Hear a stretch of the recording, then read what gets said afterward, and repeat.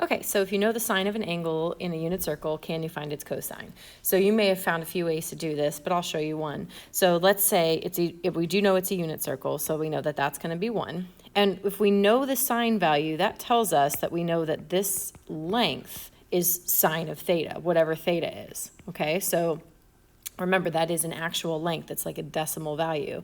So think of that sine of theta as just being y, and we know what y is. So theoretically, let's say that the sine of theta ended up being 3. Nope, can't be 3. Let's say it ended up being 0.5. Okay, then what we can do is we can say, well, I know what the sine of theta is. It's 0.5.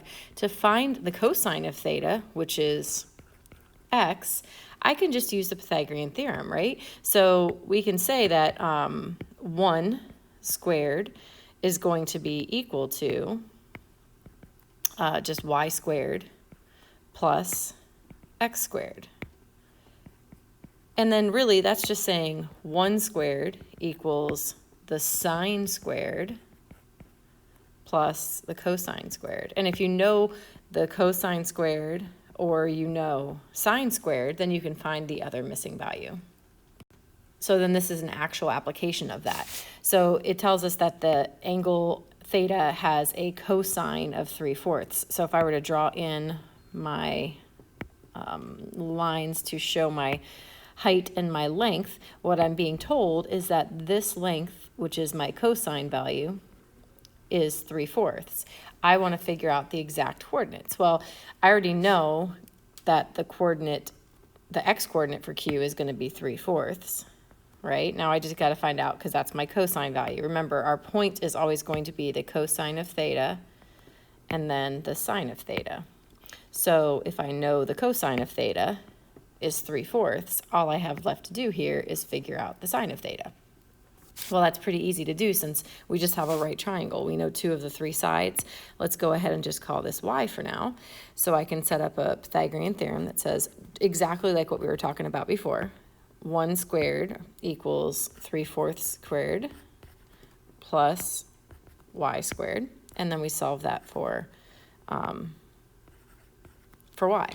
So I'm going to just walk through this really quickly here. So 3/4 squared, don't type that into your calculator, just square 3 and square 4. So it's 9/16 plus y squared. We can go ahead and subtract 9/16 from both sides, and when we do, we get 7/16 equals y squared.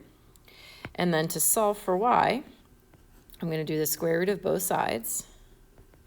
Now, just like we talked about before, or in the previous step here, when I squared 3/4, I squared the top and squared the bottom. So same thing, when I take the square root of 7/16, I'm going to write that as the square root of 7 over the square root of 16, which is just then the square root of 7 over 4, and that's my y value. So I can then write that up here, square root of 7 over 4. That is the exact coordinates. Now, what is the value of sine of theta? Well, the fact that my y coordinate is square root of 7 over 4, that tells me that is also the sine of theta. So we can rewrite the Pythagorean theorem, very similar to what I did on the previous page, as 1 squared equals the sine squared plus cosine squared. Now this is, when we write a trig function squared, this is one form that you can write it in, but I want to show you another form. And if you're going to type it into a calculator, you would type it in like I have written right now. But if I wanted to write this kind of what you'll see more often if you look in a math textbook, it'll look like this, sine and then squared theta.